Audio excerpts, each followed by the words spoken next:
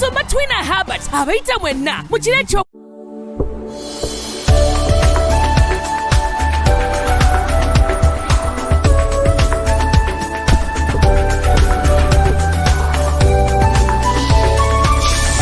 Blessed Gospel Promotions, BGPevents.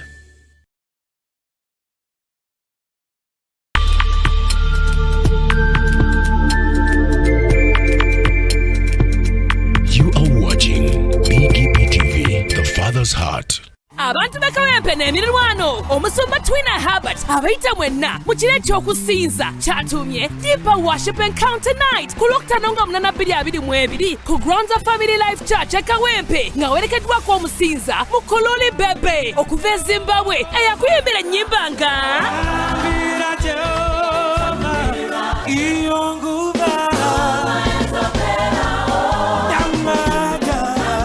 Pastor Wilson Bugembe, Pastor Brian Lubega, Pastor Justina Bosa, ne katuchaza mwennyini, Pastor TWINA HERBERT. Emiyango gigulawo saa 12 ez'akawungeezi ng'ate okuyingira kwabwerere. Era tusubwa service zaffe z'okusinza buli lwa Sunday ssaawa 2 paka ssaawa 4 service esooka, ssaawa 4 paka 7 mu kitundu service ey'okubiri. Tusaba, tusinza, tusoma ekigambo kya Mukama. Katonda akola bikule Kawempe. Tosubwa biwagiddwa Q-Vibes.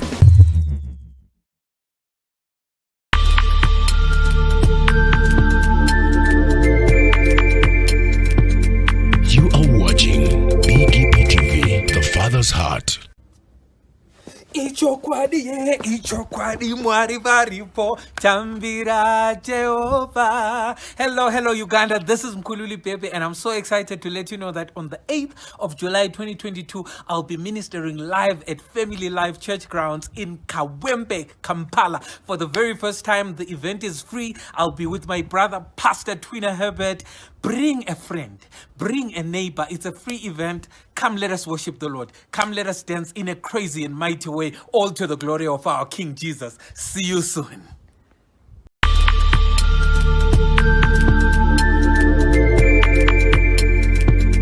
You are watching BGP TV, the Father's Heart.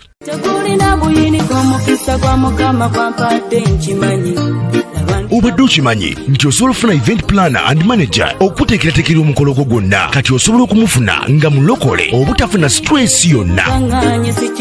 BGPevents be bantu abatuufu oyagala kekisi ebifaananyi ebirungi ne vidiyo motoka z'abagole mu bika eby'enjawulo jangu tukuyambe tukola decoration ali ku mulembe TWINA bridal gowns ne changing wear obutebe tenkisi abafumbi abalungi saako PA system ekyuma ekisunsula obulungi ate nga tukulira ne bajeti y'omukolo gwo ejja mu nsawo yo saakuba ushers baffe abali smart abataswaza mukolo gwo n'abogezi b'emikolo abalungi bakatumwa ate nga tusobola n'okufunira reception y'omukolo gwo katoyagala suuti makanzu agatwalibwa ku buko oba gomesi tubikufunira ku bisale ebirungi. BGPevents bwetegeka omukolo tukuletera n'abayimbi abasanyusa abagenyi bo saako kukola selection y'ennyimba ezigendera ku mukolo gwo.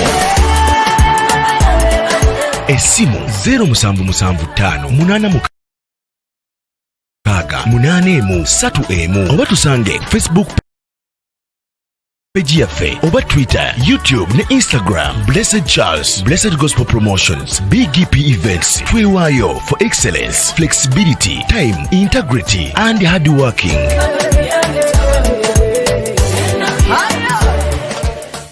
BGPevents, likinga, subscribinga, obogoberere, ero yanirize n'omulala. Byonna bya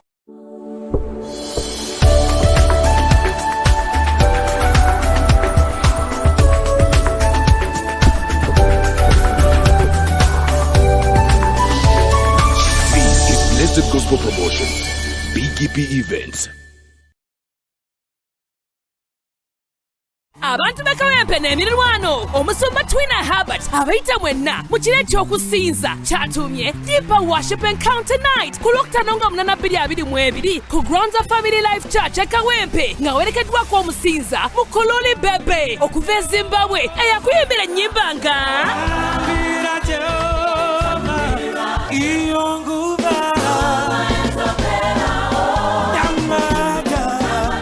Pastor Wilson Bugembe, Pastor Brian Lubega, Pastor Justina Bosa, nekatuchaza mwenyeni, Pastor TWINA HERBERT. Emiyango jigula saa 12 za kawungezi ngacho kuyingira kwa bwerere. Era tusubwa service zaffe z'okusinza buli lwa Sunday sawa 2 paka sawa 4 service esooka sawa 4 paka musanvu.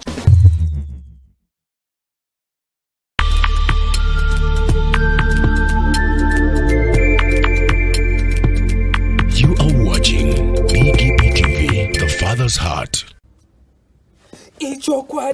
Ichokwadi mwari varipo tambira Jehovah. Hello Uganda, this is BGPevents and I'm so excited to let you know that on the 8th of July 2022 I'll be ministering live at Family Life Church Grounds in Kawempe, Kampala. For the very first time, the event is free. I'll be with my brother Pastor TWINA HERBERT. Bring a friend, bring a neighbor. It's a free event. Come, let us worship the Lord. Come, let us dance in a crazy and mighty way, all to the glory of our King Jesus. See you soon.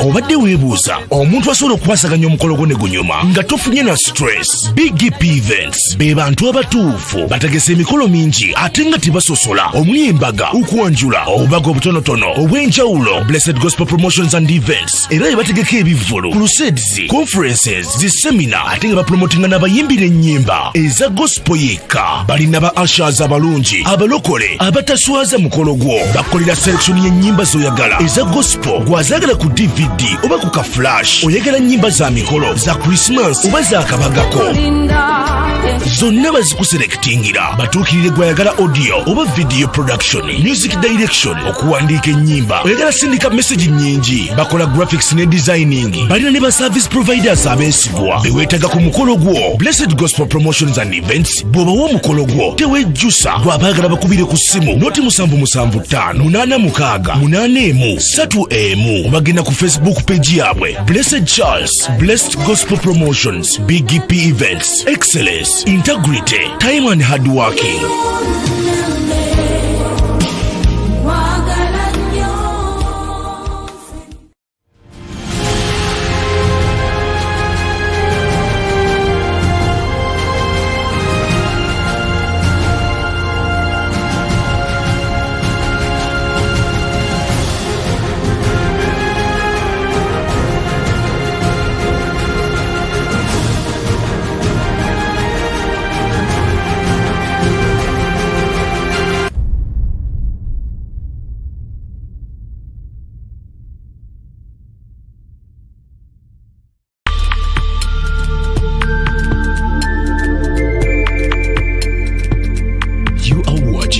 BGPTV, the Father's Heart.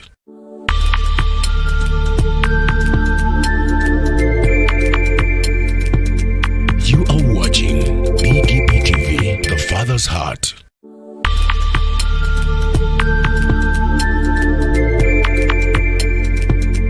You are watching BGPTV, the Father's Heart.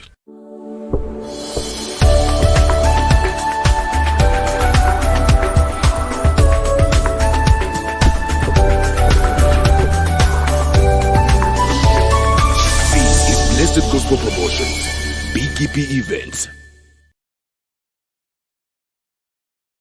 Abantu ba Kawempe n'emirirwano omusumba TWINA HERBERT abayita mwenna mu kiro eky'okusinza kyatumye Deeper Worship Encounter Night ku Lwokutaano nga 8/22 ku grounds of Family Life Church e Kawempe nga werekeddwako omusinza Mukululi Bebe okuva e Zimbabwe eyakuyimbira ennyimba nga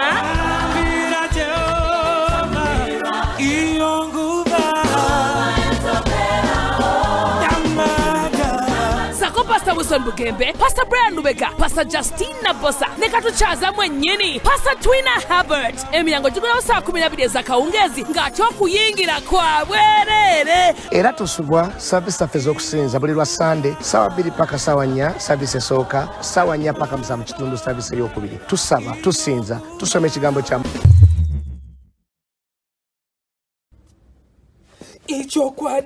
Ichokwadi mwari varipo tambira Jehovah. Hello Uganda, this is Mkululi and I'm so excited to let you know that on the 8th of July 2022 I'll be ministering live at Family Life Church Grounds in Kawempe, Kampala. For the very first time, the event is free. I'll be with my brother Pastor TWINA HERBERT. Bring a friend, bring a neighbor. It's a free event. Come, let us worship the Lord. Come, let us dance in a crazy and mighty way, all to the glory of our King Jesus. See you soon. You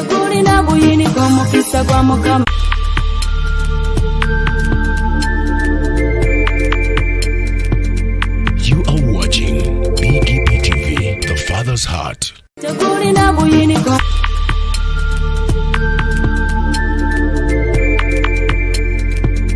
You are watching BGPTV, the Father's Heart.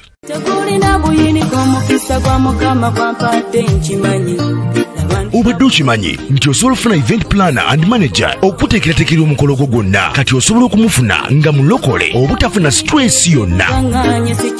BGPevents be bantu abatuufu oyagala kekisi ebifaananyi ebirungi ne vidiyo motoka z'abagole mu bika eby'enjawulo jangu tukuyambe tukola decoration ali ku mulembe tulina bridal gowns ne changing wear obutebe tentsi abafumbi abalungi saako PA system ekyuma ekisunsula obulungi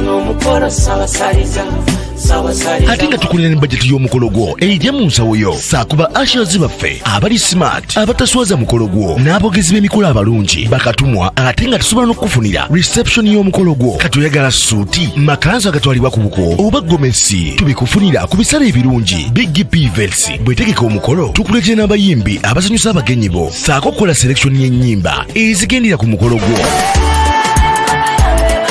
Esimu 07758681 oba tusange Facebook page yaffe oba Twitter, YouTube ne Instagram. Blessed Charles, Blessed Gospel Promotions, BGPevents. Twewaayo for excellence, flexibility, time, integrity and hard working.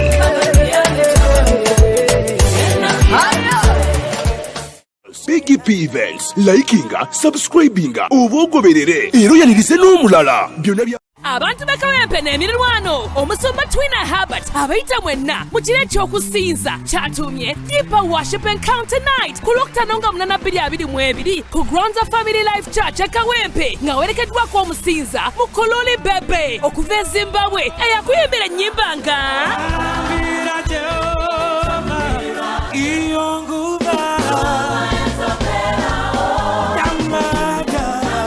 Pastor Wilson Bugembe, Pastor Brian Lubega, Pastor Justina Bosa, ne katuchaza mwennyini Pastor TWINA HERBERT. Emiyango gigulawo saa 12 ez'akawungeezi ng'ate okuyingira kwa bwerere. Era tusubwa service zaffe ez'okusinza buli lwa Sunday ssaawa 2 paka ssaawa 4 service esooka.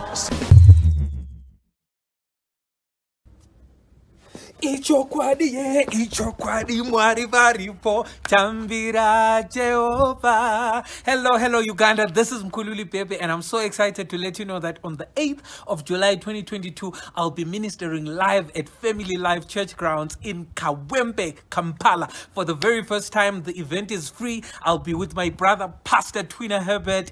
Bring a friend, bring a neighbor. It's a free event. Come, let us worship the Lord. Come, let us dance in a crazy and mighty way, all to the glory of our King Jesus. See you soon. Abantu be Kawempe n'emirirwano omusumba TWINA HERBERT abayita mwenna mu kiro eky'okusinza kyatumye Deeper Worship Encounter Night ku Lwokutaano nga 8/22 ku Grounds of Family Life Church e Kawempe nga werekeddwako omusinza Mukululi Bebe okuva e Zimbabwe eyakuyimbira ennyimba nga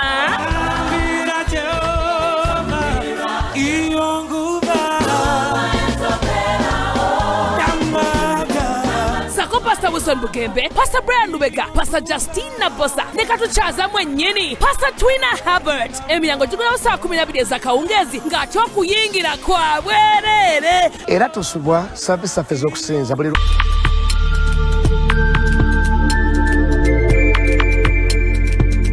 You are watching BGPTV, the Father's Heart.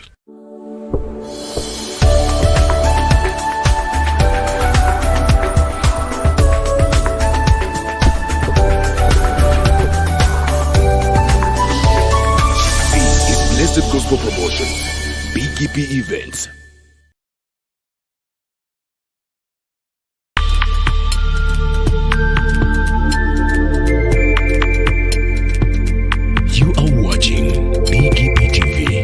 Father's heart.